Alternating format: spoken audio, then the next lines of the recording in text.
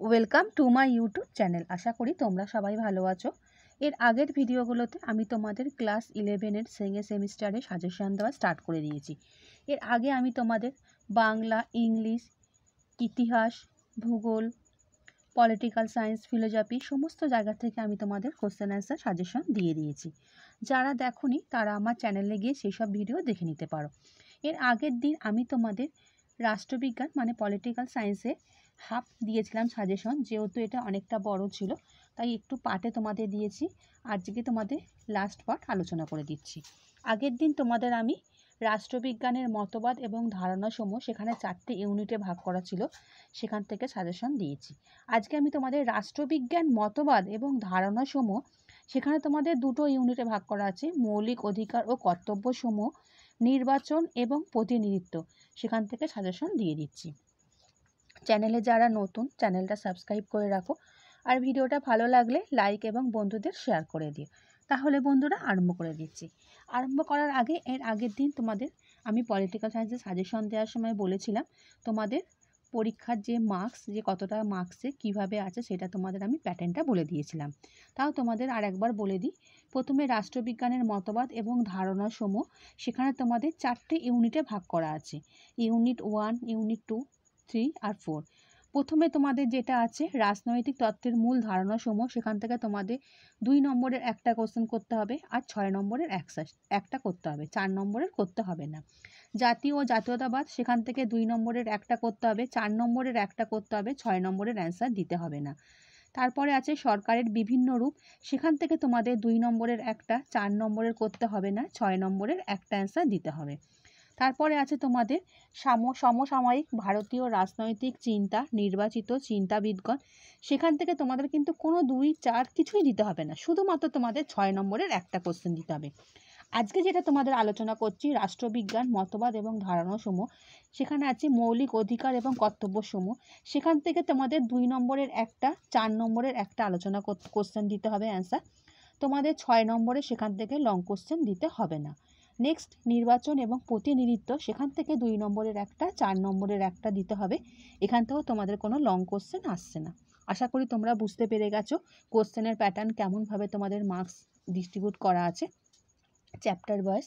এবার আমি তোমাদের কোশ্চেন অ্যান্সার আলোচনা করে দিচ্ছি। প্রথমে তোমাদের পড়ছে মৌলিক অধিকার ও কর্তব্যসমূহ, সেখান থেকে আমি তোমাদের 2 নম্বরের কোশ্চেন দিচ্ছি, তোমরা একটু দেখে নাও। উত্তর সবাই তোমাদের আলোচনা করে দিয়েছি। ভারতের সংবিধান সম্পত্তির অধিকারে সাংবিধানিক মর্যাদা কী? 1978 খ্রিস্টাব্দে 44তম সংবিধান সংশোধন অনুযায়ী সম্পত্তির অধিকারকে মৌলিক অধিকারের অংশ থেকে বাদ দেওয়া হয়েছে।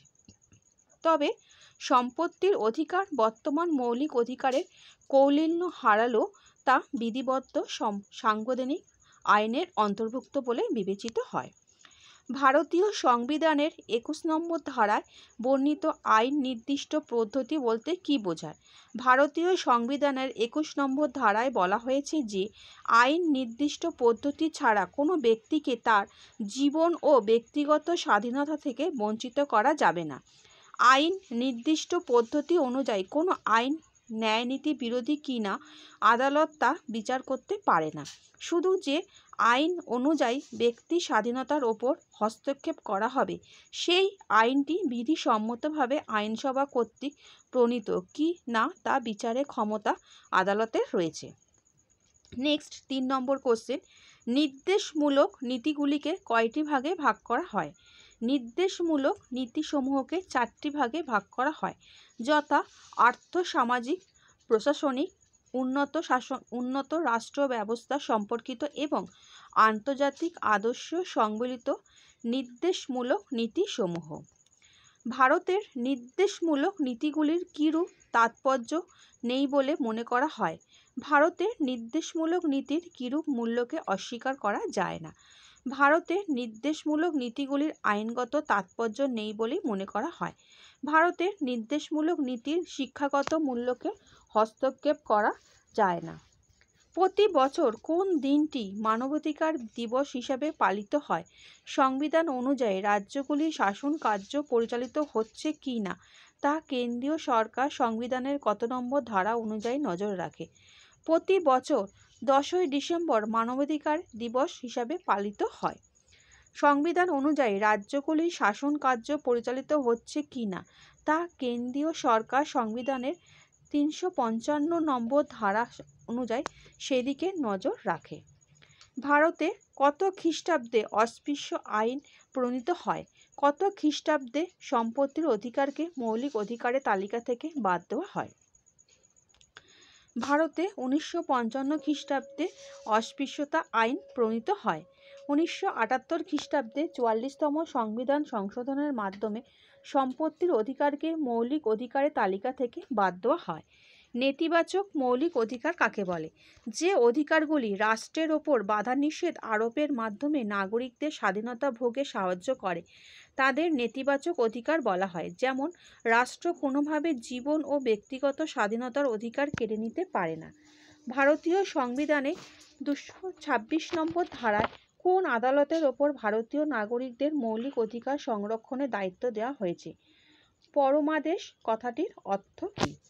ভারতীয় সংবিধানের 226 নম্বর ধারায় হাইকোর্টের ওপর ভারতীয় নাগরিকদের মৌলিক অধিকার সংরক্ষণের দায়িত্ব দেওয়া হয়েছে।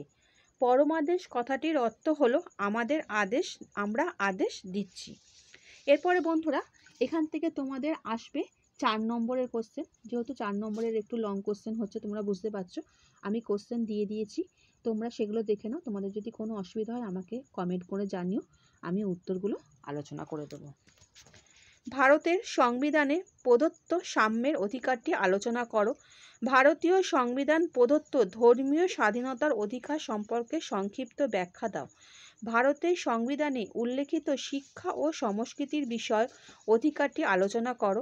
ভারতীয় সংবিধান কর্তৃক প্রদত্ত মৌলিক অধিকারগুলি প্রকৃতির মূল্যায়ন করো। ভারতীয় সংবিধানে মৌলিক অধিকারগুলি এবং রাষ্ট্র পরিচালনার ক্ষেত্রে নির্দেশমূলক নীতিসমূহের মধ্যে মূল পার্থক্য কী? নির্বাচন এবং প্রতিনিধিত্ব। এবারে আসছে তোমাদের লাস্ট যেটা পার্ট আছে, সেখান থেকে তোমাদের আগে 2 নম্বর কোশ্চেন আলোচনা করে দিচ্ছি। ভারতে রাজনৈতিক দলগুলিকে নির্বাচনী প্রতীক চিহ্ন বিতরণ করে কোন সংস্থা? ভারতের আঞ্চলিক নির্বাচনে কমিশনে সদস্যদের কে নিয়োগ করে?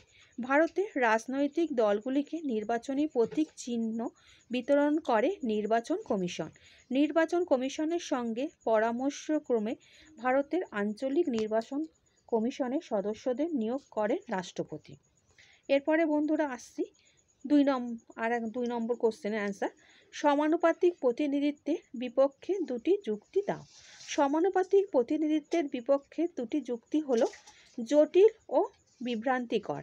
এই পদ্ধতি বস্তুতপক্ষে জটিল, ব্যয়বহুল এবং বিভ্রান্তিকর। বিশেষত হেয়ার পদ্ধতি অত্যন্ত দুর্বোধ্য। জনগণের বৃহৎ অংশ অজ্ঞ ও অশিক্ষিত হলে এই পদ্ধতি বাস্তবায়িত করা মুশকিল হয়ে পড়ে। জাতীয় স্বার্থের প্রতিকূল। সমানুপাতিক প্রতিনিধিত্বের নীতি গৃহীত হলে জাতীয় জীবনে বিপর্যয়ের সম্ভাবনা দেখা দিতে পারে বলে অনেকে মনে করেন। এই ব্যবস্থায় দলগত স্বার্থ প্রাধান্য পাওয়ার বৃহত্তর জাতীয় স্বার্থ অবহেলিত হয়। সমাজ পরস্পর বিরোধী বিভিন্ন দল ও রাষ্ট্র গোষ্ঠীতে ভাগ হয়ে পড়ে। এর ফলে জাতীয় অনৈক্যের সৃষ্টি হয়। মুখ্য নির্বাচন কমিশনার ছাড়া অন্যান্য নির্বাচন কমিশনারদের কিভাবে পদচ্যুত করা হয়? নির্বাচন কমিশনের সদস্যদের বেতন, ভাতা ইত্যাদি কোন তহবিল থেকে প্রদান করা হয়? মুখ্য নির্বাচন কমিশনের সুপারিশ ক্রমে রাষ্ট্রপতি অন্যান্য নির্বাচন কমিশনারদের পদচ্যুত করতে পারেন। ভারতে সঞ্চিত তহবিল থেকে নির্বাচন কমিশনের সদস্যদের বেতন, ভাতা ইত্যাদি প্রদান করা হয়। ভারতের অঙ্গরাজ্যে বিধানসভা নির্বাচনের নিঘণ্ট কে প্রকাশ করেন? কোনো রাজনৈতিক দলের নির্বাচনী প্রতীক নিয়ে বিরোধ দেখা দিলে তার মীমাংসা কে করে? ভারতের অঙ্গরাজ্যগুলিতে বিধানসভা নির্বাচনের নিঘণ্ট প্রকাশ করে নির্বাচন কমিশন। কোনো রাজনৈতিক দলের নির্বাচনী প্রতীক নিয়ে বিরোধ দেখা দিলে নির্বাচন কমিশন তার মীমাংসা করে। পদমর্যাদার দিক থেকে ভারতের নির্বাচন কমিশনারগণ কোন আদালতের বিচারপতিদের সমান মর্যাদা ভোগ করেন? পদমর্যাদার দিক থেকে ভারতের নির্বাচন কমিশনারগণ সুপ্রিম কোর্টের বিচারপতিদের সমান মর্যাদা ভোগ করেন। সমানুপাতিক প্রতিনিধিত্ব বলতে কি বোঝো? কোনো দেশের আইনসভায় সমস্ত সম্প্রদায় ও শ্রেণীর নাগরিকদের সমানুপাতিক হারে প্রতিনিধিত্বের ব্যবস্থা হলো সমানুপাতিক প্রতিনিধিত্ব। এই ব্যবস্থায় প্রতিটি রাজনৈতিক দল বা যে কোনো গোষ্ঠী তাদের সমর্থনে প্রদত্ত ভোটে সমানুপাতিক হারে প্রতিনিধি পাঠাতে পারে। এই জন্য সমগ্র দেশকে কতগুলি নির্বাচনী এলাকায় ভাগ করা হয়। নেক্সট 7 নম্বর কোশ্চেন, কবে থেকে বহু সদস্য বিশিষ্ট নির্বাচন কমিশনের ধারণা চালু হয়? আঞ্চলিক নির্বাচন কমিশনারদের কে নিয়োগ করেন? 1993 খ্রিস্টাব্দ থেকে বহু সদস্য বিশিষ্ট নির্বাচন কমিশনারদের ধারণা চালু হয়। আঞ্চলিক নির্বাচন কমিশনারদের নিয়োগ করেন রাষ্ট্রপতি। সংসদে কোনো সদস্যদের যোগ্যতা নিয়ে প্রশ্ন উঠলে তার বিচার বিবেচনা করার জন্য রাষ্ট্রপতি কার পরামর্শ গ্রহণ করতে বাধ্য? নির্বাচন পর্যবেক্ষকদের কাজ কি? সংসদে কোনো সদস্যদের যোগ্যতা নিয়ে প্রশ্ন উঠলে তা বিচার বিবেচনা করার জন্য রাষ্ট্রপতি নির্বাচন কমিশনারদের পরামর্শ গ্রহণ করতে বাধ্য। কমিশন কর্তৃক ঘোষিত আচরণবিধি মান্য করা হচ্ছে কি না তা পর্যালোচনা করে কমিশনের কাছে প্রতিবেদন পেশ করাই হলো নির্বাচন পর্যবেক্ষকদের কাজ। এরপর আসছি বন্ধুরা 4 নম্বরের কিছু কোশ্চেন অ্যান্সারে। ভারতে নির্বাচন কমিশনের মূল কাজ কি? ভারতে নির্বাচন কমিশনারদের চাকরির শর্ত, মেয়াদ ও অপসারণের নিয়ম উল্লেখ করো। ভারতে নির্বাচনী ব্যবস্থার বৈশিষ্ট্য আলোচনা করো। সমানুপাতিক প্রতিনিধিত্বের পক্ষে যুক্তিগুলি আলোচনা করো। ভারতে নির্বাচন ব্যবস্থায় সহজ সংখ্যাগরিষ্ঠ পদ্ধতি সুবিধাগুলি উদাহরণসহ আলোচনা করো। ভারতে নির্বাচন কমিশনের ক্ষমতা ও কার্যাবলী আলোচনা করো। এই গেল বন্ধুরা তোমাদের 4 নম্বরের কিছু ইম্পর্টেন্ট কোশ্চেন। আশা করি তোমরা বুঝতে পেরেছো। তোমাদের যদি বড় লং কোশ্চেন যেগুলো দিয়েছি 4 নম্বরে সেগুলোর উত্তর যদি অসুবিধা হয় আমাকে কমেন্ট করে জানিও কোন উত্তর অসুবিধা হচ্ছে, আমি তোমাদের উত্তরগুলো আলোচনা করে দেবো। আর ভিডিওটা ভালো লাগলে বন্ধুদের শেয়ার করে দিও। আচ্ছা বন্ধুরা, ভালো থেকো।